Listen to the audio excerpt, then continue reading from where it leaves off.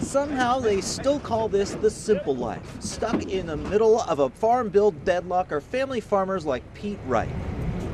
We found him on a bitterly cold morning in Appling County last week, doing what he always does, overseeing a family operation of 2,000 head of cattle, spanning 3 counties and 4 generations of Wrights. It's been quite a challenge for the last 4 or 5 years. That's when commodity prices for things like corn and soy spiked, tripling and even quadrupling in some cases. The Wright family dairy eats those prices, literally. That's where the money goes, right there. At his Appling County operation, where 1,400 confined cows produce about $16.80 per cow per day of milk and confinement, the cost of feed stocked with commodities like corn and soy rack up with every bite. $6.80 per cow per day. Add to that labor, utilities, supplies and meds, insurance, and repairs and maintenance. And it's easy to believe Wright when he says the last 4 years have leveraged all of his equity away. The only federal subsidy he's eligible for is the Milk Income Loss Program, kind of like crop insurance, which even under present conditions, he hasn't even been eligible for since 2009. And still, Pete Wright calls himself an optimist. That's what I do. And, I like to make a living, I like to make money, but these types of market conditions can often lead to innovation, which Wright has found at his other operation, a free-ranging 600 cattle in Pierce County. They graze the land and live longer, but produce less, but with drastically lower feed prices. We've had this operation for 3 years now, and it's really the only one I got that makes money. So how does Wright Family Dairy live on the edge of the so-called milk cliff? If a new farm bill doesn't guarantee a floor for dairy prices, the price could drop so low it would no longer be worth it for them to produce. And if gridlock prevails and 1940s commodities formulas kick in, demand plummets. It would scare me for milk to be $7 in the store because of what it might do to our consumption. Only the biggest agribusinesses would probably survive, and yet politicians of all stripes love to hold up the family farmer as the icon of American values. They need to come look at some cost and some in real world stuff, and not just what's in Washington. When the newly processed gallons go up on the racks in the dairy section of a Savannah Kroger, consumers grab a staple most of us would admit not even checking the price of, even though we're at the end of a long, convoluted supply chain that also could soon feel a lot like a cliff. A lot has to happen before we're really looking at a big spike in milk prices. But this whole episode can be a lesson in the things we take for granted. Not just the price of milk, but also how things used to get done in Washington. In Savannah, I'm Dave Kartunen, WSAV News 3. It was a comment that raised eyebrows nationwide. Why don't you have the kids pay a dime, pay a nickel, to instill in them that there is, in fact, no such thing as a free lunch, or maybe sweep the floor in the cafeteria. And led to an immediate clarification. Well, I did not specify clearly that this was not an indictment on anybody in a particular socioeconomic group. This would be good for all children. But while Savannah Congressman Jack Kingston has tried to move on, the dust-up got News 3 investigating. Thousands of pages of disclosures, expense reports, and federal disbursements to try to estimate just how many so-called free lunches a congressman like Jack Kingston and his staff might receive. We took the past 3 years. First, in official business. Kingston and his staff expensed nearly $4,200 in meals for business purposes to his congressional office, paid for by the American taxpayer. The numbers and sources of the meals get cloudy from there. Since 2011, Kingston has taken official trips to 4 continents as a member of the House Appropriations Committee. The trips entitle him to a generous per diem allowance, depending on the locale, sometimes hundreds of dollars a day. The total in per diems in the past 3 years on all these trips, more than $24,000. Free lunches? Perhaps not, but again, paid for by the American taxpayer. I've always worked a 60 or 70-hour work week. Kingston defended his own work ethic when we asked him if he thinks Congress and its members work hard. The House was in session for just 159 days last year. I'm a believer that sometimes Congress not being in session, it's not a bad thing in itself. And then there are the meals from third-party interest groups on trips we told you about last year to places like Israel, Turkey, and Costa Rica. Nearly $4,300 just in meals on this tab since 2011. The trips are billed as educational, but when a political interest group is picking up the check, it led us to ask Kingston if it's fair to ask who Congress is working hard for. He said voters can answer that question at the ballot box.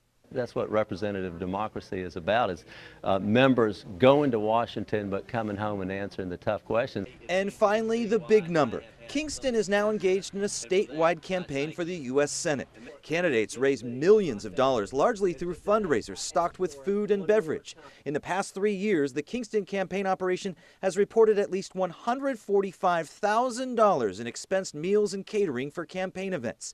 $26,000 of that was expensed in meals at the exclusive, members-only Capitol Hill Republican Club in Washington.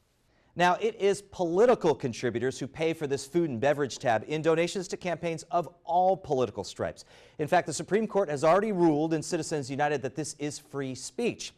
But Kingston says the discussion is about work ethic, so it again raises the question of who Congress really works hard to serve. In fact, we spoke to Kingston at a campaign stop at Bullock County Country Club with, that's right, isn't this a free lunch? This is what we need in America. We need workfare over welfare. I learned a lot when I was 14 and 15 years old doing chores inside and outside the household. And as a result, I grew up with a good work ethic. It's hard in today's society to have a discussion where you want to challenge the status quo because of the I got you politics. When we reviewed Jack Kingston's free travel from third parties, we found a $22,000 business class trip to Israel with his daughter. Along with forged signatures, we confirmed on some of his ethics permission forms. But his two congressional opponents in the Republican primary, Paul Brown and Phil Gingrey, accepted a quite different proportion of gift travel from different groups. Congressman Paul Brown actually accepted less in the form of meals and trips, but nearly every dollar spent on his behalf came from partisan issue and business interest groups. The anti-union National Right to Work Legal Defense Foundation gave Brown and his wife a 3-day trip to Amelia Island in Florida so Brown could deliver a speech one of the nights of the trip. The Israel lobby AIPAC's charitable arm also sent the Browns to Israel, business class for nearly $30,000. And his press secretary got a 9-day junket to Turkey from the Turkish coalition, who the National Journal reported spent more than $1 million on lobbying contracts for former House Speaker Dennis Hastert and House Majority Leader Dick Gephardt. The $4,500 trip would have cost his then deputy press secretary more than a month's pay, if it wasn't free. Congressman Phil Gingrey received even more in travel and meals from third-party groups, some $58,000 in all, and again, nearly all from partisan issue and business interests. The highlight for Gingrey and his wife was a nearly $29,000 10-day safari to South Africa and Botswana at 2 luxury reserves to study the importance of conservation, paid for by the charitable arm of a group of conservative lawmakers who call themselves the Conservation Caucus, which is run by one of their former members. As unsavory as all of this sounds, after going through these hundreds of pages of documents, we're able to determine 3 distinct types of travel that these members have taken. First, there are the trips funded by purely partisan organizations whose trip itineraries read like an instruction manual on partisan warfare. Groups like the Heritage Foundation and Congressional Institute. 14% of the money for Paul Brown's trips, more than $6,000, came from these types of organizations. Gingrey's trips were about 13% partisan money, almost $7,500. Kingston's partisan trips made up just 8% of the trips and meals gifted to him, or $4,100. Then there are the interest groups who represent clear issues or business interests, like the Israel lobby or trade groups like bankers, insurers, and physicians. $50,000, or 87% of all of the gift travel and meals that Phil Gingrey accepted, were from these groups, which represented energy companies, telecom, and insurers. It's 86% for Brown, or nearly $39,000, including the Israel trip, physicians groups, and Silicon Valley. That figure is just 57% for Kingston, $29,000 in travel and meals from the Israel and Turkey groups, as well as the Georgia Bankers Association. Which leaves the third category of travel for Kingston alone, what we'll call non-governmental organization or NGO trips. A full third, or $17,000 in free travel for Kingston, came from nonprofits that people of any political stripe would identify as international aid groups, to fact-find in destinations like Uganda, which, last we checked, is not the type of place you go to sightsee. If any political candidate in Georgia, elected or unelected, was receiving questionable forms of income or campaign donations, presumably you could find it here, Georgia's Government Transparency and Campaign Finance Commission. Until January 1st, everyone from the governor's office all the way down to your local school board had to file here to explain how they made their income in the past year, who gave them political donations, and how they spent that money. But a quick search of the agency's electronic database for local names painted a dire picture. Late submissions, thousands of dollars in fines, and if the site was to be believed, widespread evasion of campaign finance laws. 4 of 9 Chatham County commissioners with late fines or non-payment. 5 of 9 school board members. 8 out of 9 city council members. Do you know you owe them money? No. We took invoices to Savannah City Hall last week. Is this an actual invoice? That's an invoice. You can print it right on their website. We haven't got Good luck these. collecting. It became immediately clear that not everything we found online was what it seemed. This office was so dysfunctional, that I could not get through by calling, by emailing, and by writing. When I finally got through to them, it was determined that my PIN to enter my financial reports and all was actually registered to another elected official. If it all seems unbelievable, the site would tell you that even Chatham County District Attorney Meg Heap failed to file her income last year. Though we know how she made a living, a filed report would demonstrate that she had no financial conflicts of interest. But the agency's website says she has not filed that financial disclosure, even though it also says she paid a fine for submitting it late. We couldn't believe that anyone would know to pay a late fee, all while not knowing just what was late. To demonstrate, Heap showed us a screen capture of the system telling her that no action was needed. But for good measure, she filed the report again this week. The system accepted the new report in one section of the website, but still does not reflect the new filing in another section. Hers is just one example of a system that should provide transparency to Georgians about their public officials and political candidates, but instead is a database not advanced enough to know that City Alderman Tom Bordeaux might have a home address and a business address, that County Commissioner Dean Kicklighter goes by his middle name, or even simple typographical differences like a single space between the P and the O in the P.O. Box address in one of Commission Chairman Al Scott's filings. In each case, the database assumes that there are 2 or even 3 different politicians. Does anyone plan to pay? No. No. I mean, first of all, The system was flawed when it was set up. The question is, do they really owe? All right, well, here's the good news for the aldermen and so many other candidates and elected officials in our area that we stopped trying to count all of them. State lawmakers stepped in last year and changed the system. The changes they made rids local officials and candidates of their headache, but here's the bad news if you care about the influence of money in politics. You now have to go farther and work harder to find this information. And based on what we found, we can't say with confidence that even if you do find something, that there's anyone that can do anything about it. That's part 2 of this Good Government Project. I'm Dave Kartunen, WSAV News 3. When we discovered 8 of the 9 members of the Savannah City Council, including the mayor, had thousands of dollars in fines due to the Georgia Government Transparency and Campaign Finance Commission, we got a host of complaints about a reporting system they called broken from the start. let me tell you this, good luck in collecting this, because I intend not to pay any dime of this because I followed all of the laws. And in fact, none of the city aldermen knew about the fines because the head of the state agency posting them admitted they had not sent notices. We haven't notified anybody of a fine. So you guys... There have been no certified notices sent in regards to later non-filed report. We found problems so widespread, it's no wonder the nonpartisan Georgia Municipal Association, the lobbying group who represents city councils at the Capitol in Atlanta, pushed for changes to the system. But the changes to the system are hardly solutions. First, local candidates and elected leaders will now file the same reports with their local clerk, which sounds like a simple solution until you consider Georgia has 159 counties and more than 500 municipalities. That's many hundreds of times more referees than one state agency should have provided. It just got a lot harder for them to figure that information. Well, not necessarily. We have a clerk of council. Any citizen in this community, any citizen in the United States can walk into that office and request this information, and the clerk of council can provide them with this information. We put this point to a test. Chatham County voters will elect a new school board president on May 20th, which means those candidates should already be filing campaign finance documents.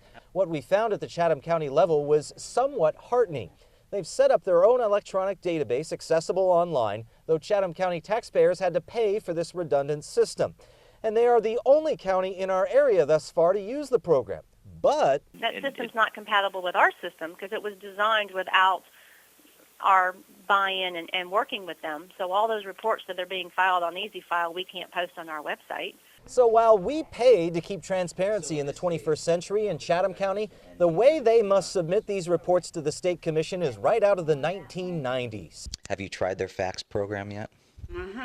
You heard me right. Poor Lynn Trabue at the Chatham County Elections Board stands over a fax machine and submits these electronically filed transparency reports to the State Commission by fax, one at a time.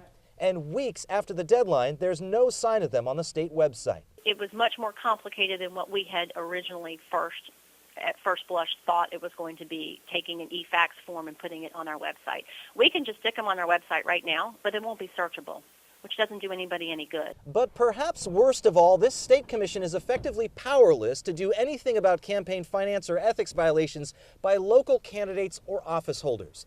Each local clerk or elections board, hundreds of them, will handle any fines from January 1st on. And all those old fines, their executive secretary admitted they physically can't do much about them. Does that system exist now? Our IT system is able to do that now. The problem now is just the sheer lack of time to get it done. Then there is the turmoil within the office of just 9 people that oversees more than 10,000 filers. Their executive secretary, Holly LaBerge, who until 2006 stocked shelves at Ann Taylor Loft clothing store, now runs the agency after their former executive director, Stacey Kalberman, was fired after she drafted subpoenas to investigate Governor Nathan Deal. A Georgia jury just this month called her firing retaliation and awarded her $700,000. What can the Georgia Government Transparency and Campaign Finance Commission actually do?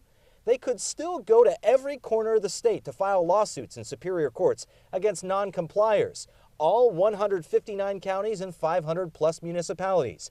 Having a staff attorney might help with that effort, but she was fired in January for being drunk on the job. One local official I spoke to who's skeptical of these changes believes that this new system of transparency is actually government dysfunction by design. It's a system that makes you go farther and work harder to follow the money to your local public officials. And there's little you can do about it even if you did find something. Is it dysfunctional? It depends upon your definition of dysfunctional, and I can't say yes it is or no it is not. I'm Dave Kartunen, WSAV News 3.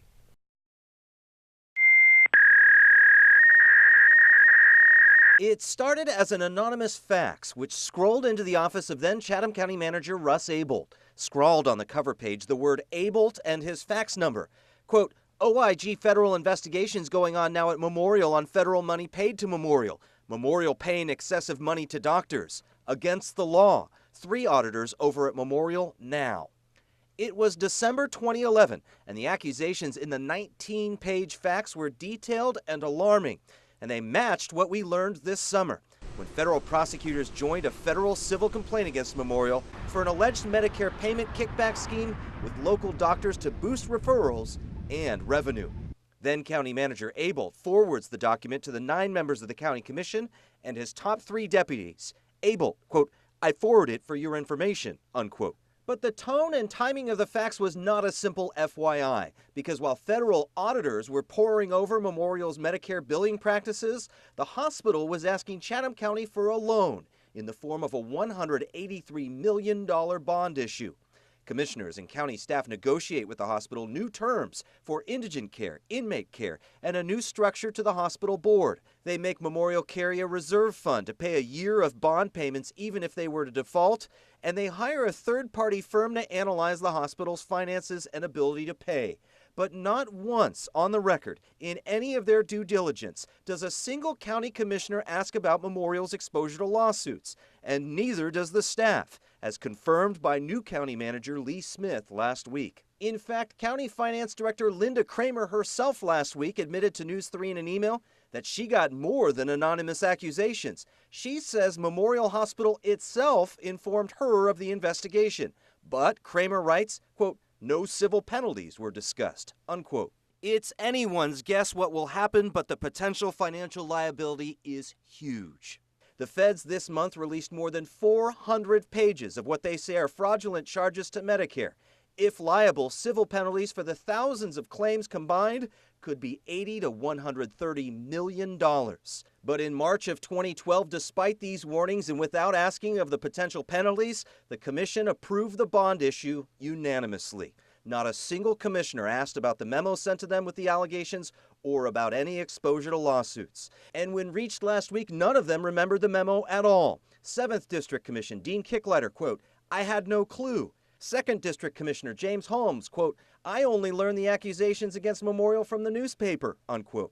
And then Commissioner, now Judge Harris Odell, who took the bond issue to the county, he admitted he knew some of the accusations against Memorial because he served on the Hospital Authority Board, before telling me, quote, how would that make anything different today, unquote. But by last week's county commission meeting, 3 of the commissioners who still serve on the board told an identical story. Because it was from an anonymous source, I didn't give it a whole lot of credibility. There was no signature, really didn't put any credibility towards it. When I get a memo that's not signed, I don't put a lot of weight or value on it. When I was a county commissioner, I was very skeptical of anonymous complaints, but this one seemed to have enough substance to it that the county manager should have taken the time to analyze it. Katie Sorensen is the Chief Executive Officer at the University of Miami's Good Government Initiative. She served on the Miami-Dade County Commission for 16 years. She's most troubled by the fact that just 3 years earlier, Memorial settled a nearly identical complaint with the feds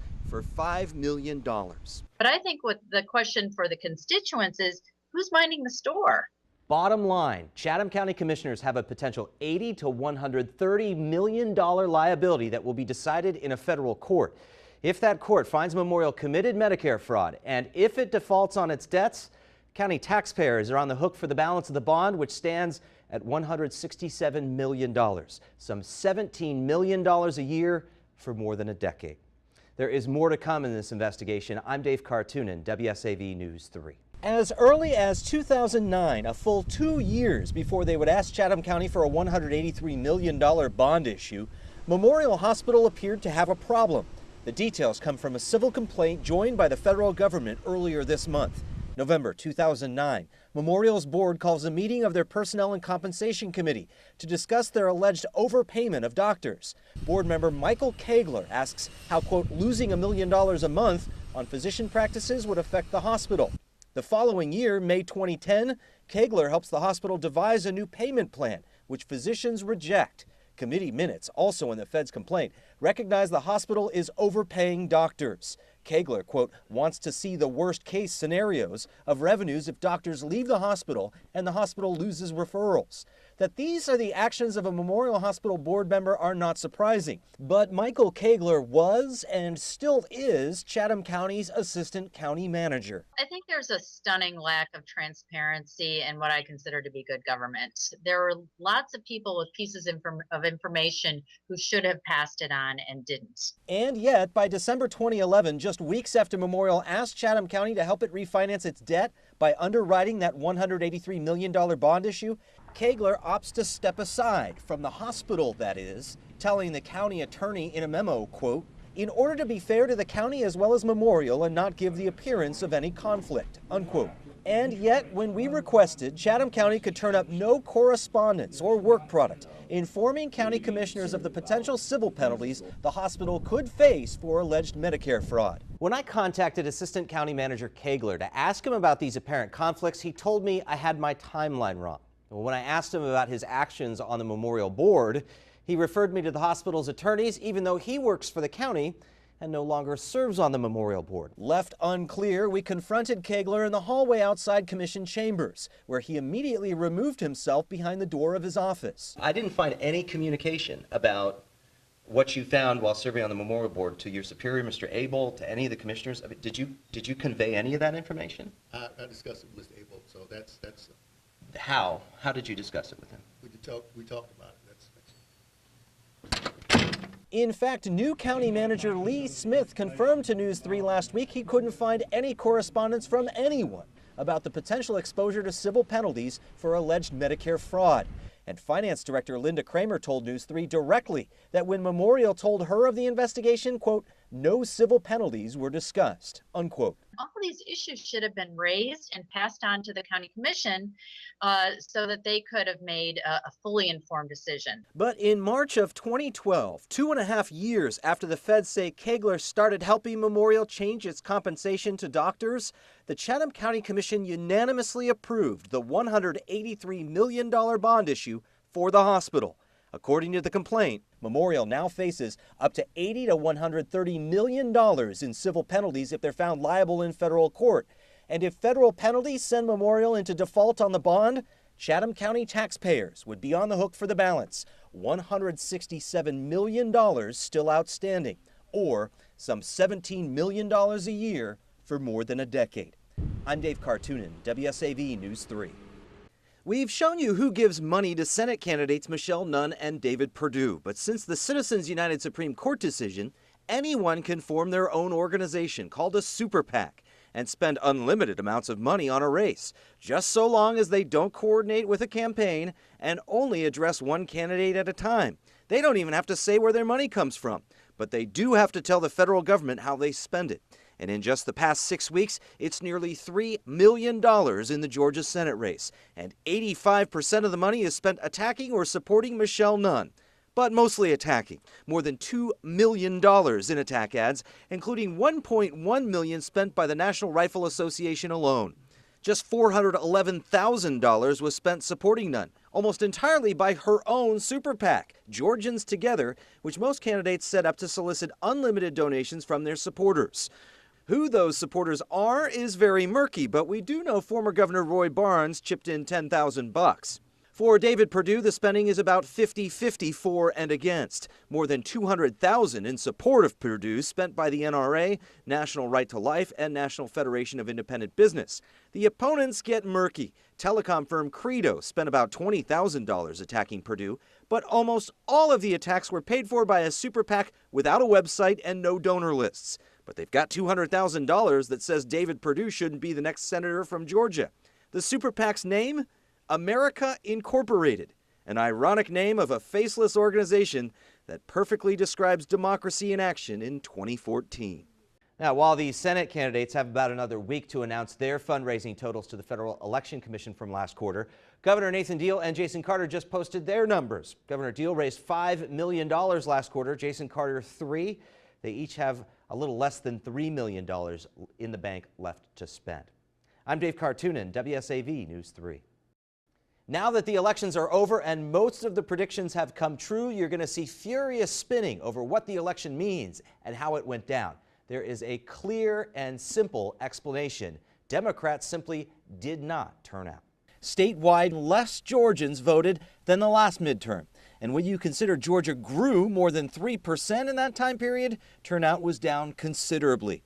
Chatham County provides the perfect example here. 725 more people voted in Chatham County this midterm, but if voter turnout had kept up with our population growth, that number would have been 3,300 more voters. Now, Democrat Jason Carter did 2.5 percentage points better than Roy Barnes did in Chatham County 4 years ago. But that only amounts to a net gain of 1,800 votes against Nathan Deal, because turnout only increased by those 725 voters. If you take that same dynamic to the big counties across Georgia, you'll see how much low turnout hurts Democrats 12 years into their statewide losing streak. Jason Carter improved Democrats' margins in all of Georgia's 10 biggest counties and 26 out of the 27 biggest counties. Now that sounds like a recipe for victory, But Carter still lost by 200,000 votes and only did 50,000 votes better than the Democrats did last time. Which brings us back to that clear and simple explanation: turnout. If Democrats can only turn out their voters at the same rate, it'll take another 4 midterm elections to be competitive with Republicans, or the 2030 elections. So how much different was the Georgia electorate in a midterm year? Well, 1.3 million less Georgians voted this year than did in the presidential election just 2 years ago. I'm Dave Kartunen, WSAV News 3.